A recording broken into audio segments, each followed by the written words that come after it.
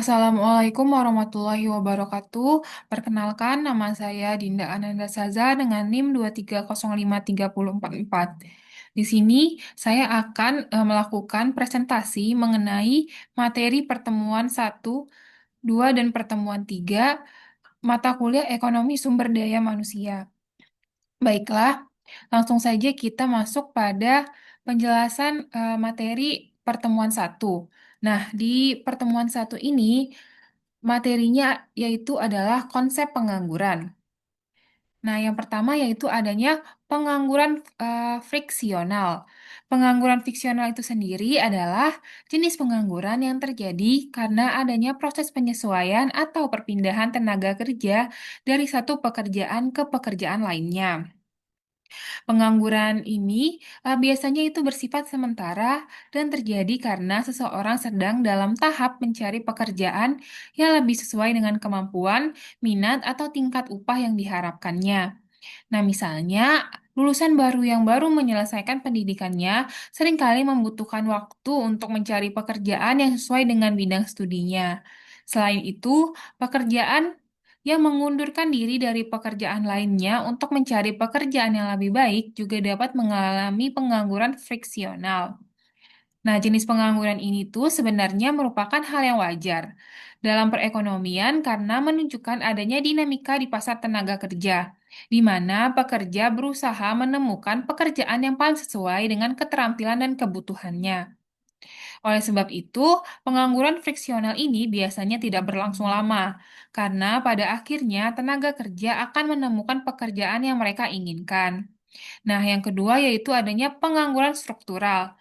Nah, pengangguran struktural ini adalah pengangguran yang terjadi karena adanya perubahan dalam struktur perekonomian suatu negara.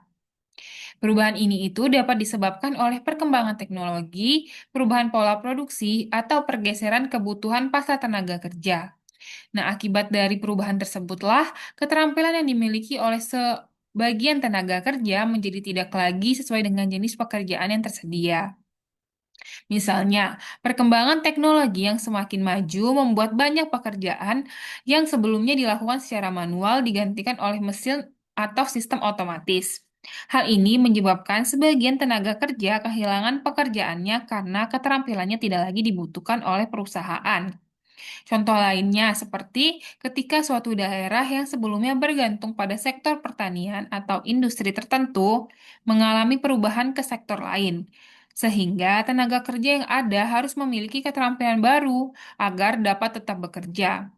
Nah, pengangguran struktural ini biasanya itu membutuhkan waktu yang lebih lama untuk diatasi karena tenaga kerja perlu meningkatkan keterampilan atau memperoleh pelatihan baru agar dapat menyesuaikan diri dengan kebutuhan pekerjaan yang berubah. Selanjutnya yaitu ada pengangguran musiman. Nah, pengangguran musiman ini adalah pengangguran yang terjadi karena adanya perubahan musim atau waktu tertentu yang mempengaruhi kegiatan ekonomi. Jenis pengangguran ini itu biasanya dialami oleh pekerjaannya sangat bergantung pada kondisi alam atau musim tertentu. Contohnya adalah petani yang hanya bekerja secara intensif pada saat musim tanam dan musim panen. Sementara pada waktu di antara musim tersebut, pekerja menjadi lebih sulit. Nelayan juga dapat mengalami pengangguran musiman ini ketika kondisi cuaca tidak memungkinkan untuk melaut. Selain itu, sektor pariwisata juga sering mengalami pengangguran musiman, di mana jumlah tenaga kerja yang dibutuhkan meningkat pada musim liburan, tetapi menurun pada saat jumlah wisatawan berkurang. Pengangguran musiman bersifat sementara dan biasanya akan berkurang ketika musim atau kondisi yang mendukung kegiatan ekonomi tersebut kembali berlangsung. Oleh karena itu, banyak pekerja di sektor musiman yang mencari pekerjaan tambahan atau pekerjaan sementara lainnya untuk memenuhi kebutuhan hidup mereka selama tidak bekerja. Nah, materi yang terakhir yaitu ada para pelaku dalam pasar tenaga kerja. Nah, hal ini itu terdiri dari beberapa pihak yang saling berinteraksi dalam kegiatan penawaran dan permintaan tenaga kerja. Pelaku utama dalam pasar tenaga kerja ini adalah tenaga kerja, perusahaan atau pemberi kerja, dan pemerintah. Tenaga kerja merupakan individu yang menawarkan kemampuan, keterampilan, dan tenaga mereka untuk melakukan suatu pekerjaan dengan tujuan memperoleh upah atau penghasilan. Tenaga kerja dapat berasal dari berbagai latar belakang pendidikan, keterampilan, dan pengalaman kerja yang berbeda-beda. Sementara itu, perusahaan atau pemberi kerja merupakan pihak yang membutuhkan tenaga kerja itu untuk menjalankan kegiatan produksi atau operasional usaha mereka. Nah, perusahaan akan mencari tenaga kerja untuk memiliki keterampilan dan kemampuan yang sesuai dengan kebutuhan pekerjaan yang tersedia. Selain itu, pemerintah juga memiliki peran penting dalam pasar tenaga kerja. Pemerintah ini bertugas untuk membuat kebijakan yang berkaitan dengan ketenaga kerjaan, seperti pendapatan upah minimum, perlindungan hak-hak pekerja, penyediaan pelatihan kerja, serta menciptakan lapangan pekerjaan. Integrasi antara tenaga kerja, perusahaan, dan pemerintah akan mempengaruhi kondisi pasar tenaga kerja, seperti tingkat kesempatan kerja, tingkat pengangguran, serta besarnya upah yang diterima oleh tenaga kerja. Dengan adanya kerjasama yang baik antara ketiga pelaku tersebut, diharapkan pasar tenaga kerja ini dapat berjalan dengan lebih efektif dan mampu untuk meningkatkan kesejahteraan masyarakat. Nah, baiklah yang selanjutnya yaitu materi pertemuan kedua yaitu tentang penawaran tenaga kerja. Nah, dalam eh, materi pertemuan kedua ini, yang pertama yaitu ada konsep angkatan kerja. Nah, angkatan kerja ini merupakan bagian dari penduduk usia kerja yang terlibat secara aktif dalam kegiatan ekonomi, baik sebagai orang yang sedang bekerja maupun sebagai orang yang sedang mencari pekerjaan. Nah, dalam ekonomi sendiri, angkatan kerja biasanya mencakup penduduk yang berada pada usia produktif dan memiliki kemampuan serta keinginan untuk bekerja. Penduduk usia kerja sendiri umumnya berada pada rentang usia 15 tahun ke atas. Namun, tidak semua penduduk usia kerja termasuk dalam angkatan kerja, karena sebagian yang tidak bekerja dan juga tidak mencari pekerjaan, seperti pelajar, mahasiswa yang sepenuhnya fokus belajar, ibu rumah tangga yang tidak bekerja, atau orang yang sudah pensiun dan tidak lagi ingin bekerja. Nah, konsep angkatan kerja ini sangat penting dalam analisis ketenaga kerjaan karena dapat menggambarkan sebagian besar potensi tenaga kerja yang dimiliki suatu negara atau daerah. Nah, angkatan kerja terdiri dari dua kelompok utama, yaitu penduduk yang bekerja dan penduduk yang menganggur, tetapi sedang aktif mencari pekerjaan. Nah, penduduk yang bekerja adalah mereka yang melakukan kegiatan ekonomi dengan tujuan memperoleh penghasilan, baik sebagai pekerja tetap maupun pekerja sementara. Sementara itu, pengangguran dalam angkatan kerja adalah orang yang tidak bekerja tapi sedang berusaha mendapatkan pekerjaan. Nah, dengan mengetahui jumlah angkatan kerja, pemerintah ini dapat melihat kondisi pasar tenaga kerja dan merancang kebijakan ekonomi yang tepat. Misalnya, jika jumlah angkatan kerja meningkat tetapi kemampuan kerja tidak bertambah, maka tingkat pengangguran akan meningkat. Oleh karena itu, pemerintah perlu menciptakan lapangan kerja baru melalui pembangunan ekonomi, investasi, dan pengembangan sektor industri maupun jasa. Selain itu, peningkatan kualitas sumber daya manusia melalui pendidikan dan pelatihan juga menjadi langkah penting agar tenaga kerja memiliki keterampilan yang sesuai dengan kebutuhan pasar tenaga kerja. Nah, selanjutnya ada alat ukur angkatan kerja. Nah, alat ukur dalam angkatan kerja ini terdapat beberapa indikator atau alat ukur yang digunakan untuk mengetahui kondisi angkatan kerja dalam suatu negara atau wilayah. Nah, salah satu alat ukur yang paling umum digunakan adalah tingkat partisipasi angkatan kerja atau TPAK. Nah, TPAK ini menunjukkan persentase jumlah angkatan kerja terhadap total penduduk usia kerja. Indikator ini menggambarkan sebagian besar proporsi penduduk usia kerja yang aktif dalam kegiatan ekonomi. Jika nilai TPAK-nya tinggi, berarti semakin banyak penduduk usia kerja yang bekerja atau mencari pekerjaan. Sebaliknya, jika TPAK-nya rendah, berarti sebagian besar penduduk itu tuh tidak terlibat dalam kegiatan ekonomi. Selain dari TPAK sendiri, ada alat ukur lain yang sering digunakan yaitu tingkat pengangguran. Nah, tingkat pengangguran ini menunjukkan presentasi jumlah pengangguran terhadap total angkatan kerja. Indikator ini tuh digunakan untuk melihat seberapa besar masalah pengangguran dalam suatu perekonomian. Tingkat pengangguran yang tinggi menunjukkan bahwa kesempatan kerja yang tersedia itu tidak mampu menampung seluruh tenaga kerja yang ada. Nah, selanjutnya terdapat juga rasio ketergantungan yang menunjukkan perbandingan antara jumlah penduduk yang tidak produktif dengan jumlah penduduk usia produktif. Rasio ini melihat beban ekonomi yang ditanggung oleh penduduk yang bekerja. Jika rasio ketergantungannya tinggi, maka jumlah penduduk yang harus ditanggung oleh tenaga kerja itu juga semakin besar. Nah, melalui berbagai alat ukur tersebut, pemerintah dan para ekonom dapat melakukan analisis mengenai kondisi pasar tenaga kerja. Data tersebut juga digunakan sebagai dasar dalam merumuskan kebijakan pembangunan, terutama yang berkaitan dengan penciptaan lapangan kerja, peningkatan kualitas tenaga kerja, serta pengurangan tingkat pengangguran. Nah, selanjutnya yaitu ada kurva indiferen. Nah, kurva indiferen ini adalah kurva yang digunakan untuk menggambarkan pilihan individu antara waktu kerja dan waktu luang. Dalam kehidupan sehari-hari, setiap orang dihadapkan pada pilihan bagaimana membagi waktu yang dimiliki antara bekerja untuk mendapatkan pendapatan dan menikmati waktu luang untuk beristirahat atau melakukan kegiatan lainnya. Nah, kurva indiferen ini menunjukkan berbagai kombinasi antara pendapatan dan waktu luang yang memberikan tingkat kepuasan yang sama bagi seseorang. Dalam analisis ini diasumsikan bahwa seseorang memperoleh kepuasan dari dua hal. Nah, yaitu ada pendapatan yang diperoleh dari bekerja dan waktu luang yang dapat digunakan untuk bersantai atau melakukan aktivitas pribadi. Jika seseorang memilih untuk bekerja lebih lama, maka pendapatan yang diperoleh akan meningkat.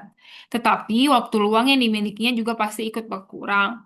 Nah, sebaliknya nih ya, jika seseorang memilih lebih banyak waktu luang, maka waktu bekerjanya juga akan berkurang sehingga pendapatan yang dihasilkannya juga lebih kecil. Nah, kurva indiferen ini biasanya berbentuk melengkung dan menurun dari kiri atas ke kanan bawah. Hal ini menunjukkan bahwa untuk mempertahankan tingkat kepuasan yang sama, seseorang itu harus menukar sebagian waktu luangnya dengan tambahan pendapatan atau sebaliknya. Semakin tinggi kurva indiferen, maka semakin tinggi pula tingkat kepuasan yang diperoleh individu tersebut. Nah, konsep indiferen ini sangat penting dalam memahami keputusan seseorang dalam menentukan jumlah jam kerja yang ingin dilakukan. Faktor-faktor seperti tingkat upah, kebutuhan hidup, preferensi pribadi, serta kondisi sosial dapat mempengaruhi keputusan tersebut. Dengan memahami kurva indiferen itu sendiri, para ekonom ini dapat menganalisis bagaimana perubahan upah atau kebijakan ketenaga kerjaan mempengaruhi perilaku tenaga kerja dalam pasar tenaga kerja. Nah, selanjutnya yaitu ada elastisitas penawaran tenaga kerja. Elastisitas penawaran tenaga kerja yaitu merupakan konsep yang digunakan untuk mengukur sebagian besar perubahan jumlah tenaga kerja yang ditawarkan oleh sebagian respon terhadap perubahan tingkat upah. Nah, dengan kata lain, elastisitas penawaran tenaga kerja juga menunjukkan tingkat kepekaan terhadap tenaga kerja. Jika kenaikan upah menyebabkan peningkatan jumlah tenaga kerja yang ditawarkan secara besar, maka penawaran tenaga kerja juga dikatakan sebaliknya. Jika perubahan upah hanya menyebabkan perubahan kecil dalam jumlah tenaga kerja yang ditawarkan, maka penawaran tenaga kerja juga dikatakan tidak elastis. Sebaliknya, jika pekerjaan tersebut tidak membutuhkan keterampilan khusus dan dapat dilakukan oleh banyak orang, maka penawaran tenaga kerja juga cenderung lebih elastis. Nah, faktor lain yang mempengaruhi elastisitas penawaran tenaga kerja adalah fleksibilitas waktu, mobilitas tenaga kerja, serta faktor sosial dan budaya. Misalnya, jika tenaga kerja dapat dengan mudah berpindah dari satu pekerjaan ke pekerjaan lainnya, atau dari satu daerah ke daerah lainnya, maka penawaran tenaga kerja akan lebih responsif terhadap perubahan upah. Selain itu, keputusan individu untuk bekerja juga dipengaruhi oleh preferensi terhadap waktu luang, kondisi keluarga, serta kemampuan atau kesempatan kerja yang tersedia. Nah, materi selanjutnya yaitu materi pertemuan tiga, yaitu tentang permintaan tenaga kerja. Yaitu yang pertama ada fungsi produksi. Nah, fungsi produksi ini merupakan konsep dalam ekonomi yang menggambarkan hubungan antara jumlah faktor-faktor produksi yang digunakan dengan jumlah barang atau jasa yang dihasilkan. Dalam kegiatan produksi, perusahaan ini menggunakan berbagai faktor untuk menghasilkan output. Nah, fungsi produksi ini menjelaskan bagaimana perusahaan dalam menggunakan faktor-faktor produksi tersebut akan mempengaruhi jumlah output yang dihasilkannya. Maka secara umum fungsi produksi ini dapat ditulis sebagai hubungan antara input dan output di mana peningkatan penggunaan input tertentu dapat meningkatkan jumlah produksi sampai pada batas tertentu. Nah, dalam konteks tenaga kerja, fungsi produksi menunjukkan bagaimana tenaga kerja berkontribusi dalam proses produksi suatu perusahaan. Ketika perusahaan menambah jumlah tenaga kerja, produksi biasanya akan meningkat karena lebih banyak pekerjaan yang dapat diselesaikan. Namun, peningkatan produksi tersebut tidak selalu terjadi secara profesional. Pada tahap awal penambahan tenaga kerja, produksi dapat meningkat dengan cepat karena adanya pembagian kerja dan spesialisasi. Akan tetapi, setelah mencapai titik tertentu, penambahan tenaga kerja justru dapat menyebabkan peningkatan produksi yang semakin kecil karena keterbatasan faktor produksi lain seperti mesin, ruang kerja, atau bahan baku. Nah, selanjutnya yaitu ada produk marginal. Produk marginal ini merupakan tambahan output yang dihasilkan akibat penambahan satu unit faktor produksi, dengan asumsi faktor produksi ini lainnya itu tetap. Dalam konsep tenaga kerja, faktor produk marginal tenaga kerja ini menunjukkan seberapa besar tambahan produk yang dihasilkan. Ketika perusahaan menambah satu orang pekerja baru, konsep ini tuh sangat penting dalam analisis ekonomi tenaga kerja untuk membantu perusahaan memahami kontribusi tambahan dari setiap tenaga kerja yang dipekerjakan. Nah, pada tahap awal produksi, penambahan tenaga kerja ini biasanya akan meningkatkan output yang cukup besar. Hal ini terjadi karena adanya kerjasama antar pekerja, pembagian tugas yang lebih jelas, serta penggunaan alat produksi yang lebih efisien. Nah, selanjutnya yaitu ada produk rata-rata. Produk rata-rata merupakan jumlah output yang dihasilkan per unit faktor produksi yang digunakan. Dalam konteks tenaga kerja, produk rata-rata tenaga kerja ini menunjukkan jumlah produksi yang dihasilkan oleh setiap pekerja secara rata-rata. Produk rata-rata dapat dihitung dengan membagi total output dengan jumlah tenaga kerja yang digunakan dalam proses produksi. Konsep ini digunakan untuk melihat tingkat produktivitas tenaga kerja dalam satu perusahaan atau industri. Nah, pada awal produksi, produk rata-rata ini biasanya akan meningkat seiring dengan bertambahnya jumlah tenaga kerja. Hal ini terjadi karena adanya peningkatan efisiensi kerja, pembagian tugas yang lebih baik, serta penggunaan alat produksi yang lebih optimal. Namun, setelah mencapai titik tertentu, produk rata-rata dapat mulai menurun karena terlalu banyak tenaga kerja yang menggunakan sumber daya yang sama. Misalnya, jika jumlah pekerja terlalu banyak, sementara jumlah mesin atau peralatan itu terbatas. Maka sebagai pekerja tidak dapat bekerja secara maksimal sehingga produktivitasnya rata-rata menjadi menurun. Nah, yang terakhir ada elastisitas permintaan tenaga kerja. Elastisitas permintaan tenaga kerja ini adalah ukuran yang menunjukkan sebagian besar perubahan jumlah tenaga kerja yang diminta oleh perusahaan sebagai respon terhadap perubahan tingkat upah. Nah, dengan kata lain, elastisitas ini menggambarkan tingkat kepekaan permintaan tenaga kerja terhadap perubahan upah. Jika kenaikan upah menyebabkan penurunan jumlah tenaga kerja yang diminta secara besar, maka permintaan tenaga kerja dikatakan elastis. Dan sebaliknya, jika perubahan upah hanya sedikit mempengaruhi jumlah tenaga kerja yang diminta, maka permintaan tenaga kerja dikatakan tidak elastis.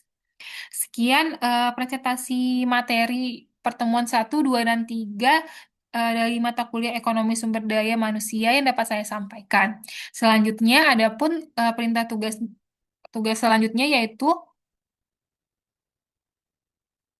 adalah pertanyaan diskusi, membuat 5 buah pertanyaan diskusi tentang materi pertemuan ke pertemuan keempat, yaitu tentang keseimbangan tenaga kerja. Ini adalah pertanyaan yang telah saya buat. Sekian materi penjelasan presentasi yang dapat saya sampaikan. Saya tutup. Wassalamualaikum warahmatullahi wabarakatuh.